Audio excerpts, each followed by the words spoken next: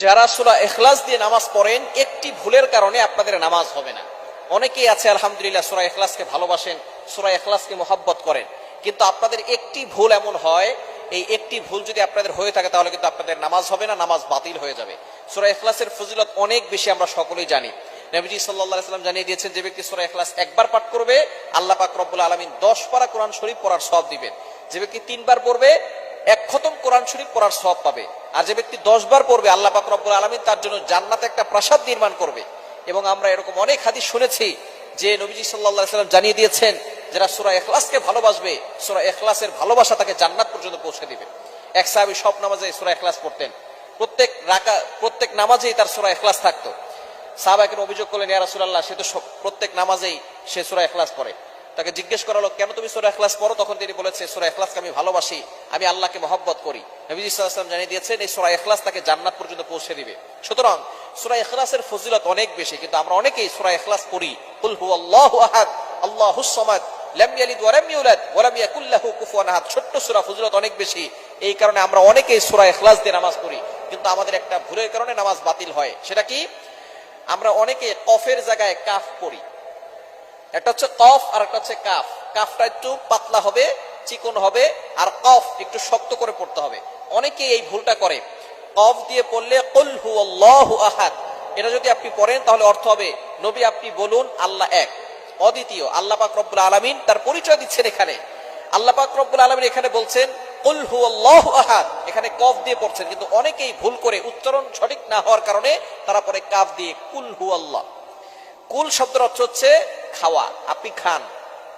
হুয়াল্লাহু আহাদ, আল্লাহ এক। সুতরাং কোরআন শরীফের কোন অর্থ যদি চেঞ্জ হয়ে যায় তাহলে আপনার নামাজ হবে না, নামাজ বাতিল হয়ে যাবে।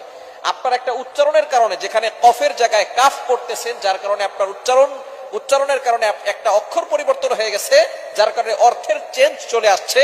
এরকম শুধু সূরা ইখলাসে নয়, পবিত্র কোরআনুল কারীমের যেখানেই আপনি যদি উচ্চারণ সঠিকভাবে না করেন তাহলে কিন্তু অর্থ চেঞ্জ হওয়ার সম্ভাবনা আছে, যার কারণে আপনার নামাজ বাতিল হয়ে যাবে।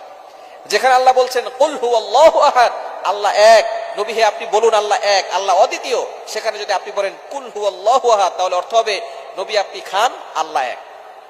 সুতরাং অর্থ চেঞ্জ হওয়ার কারণে আপনার নামাজ বাতিল হয়ে যাবে। এজন্য অবশ্যই সতর্ক থাকতে হবে। আমরা কোরআন শরীফটা অবশ্যই শুদ্ধ করে পড়ার চেষ্টা করব।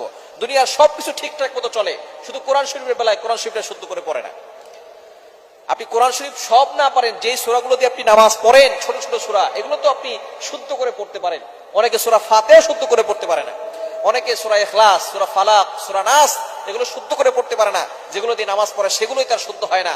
আর নামাজ ভাঙের 1 নাম্বার কারণ হচ্ছে নামাজে অশুদ্ধ পড়া। সুতরাং নামাজে শুদ্ধ করে পড়তে হবে।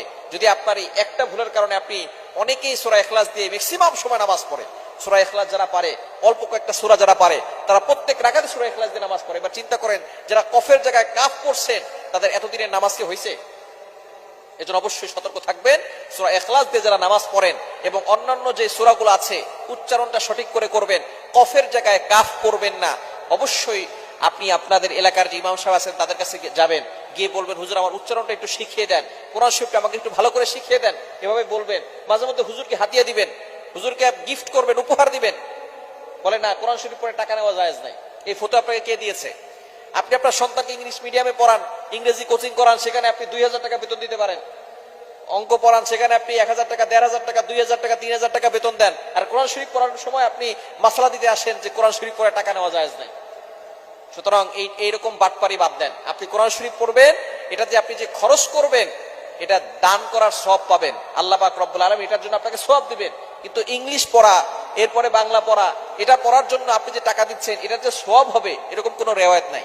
তবে কোরআন শরীফ পড়ানোর জন্য আপনি যে খরচ করতেছেন, এটা দানের সওয়াব পেয়ে যাচ্ছেন।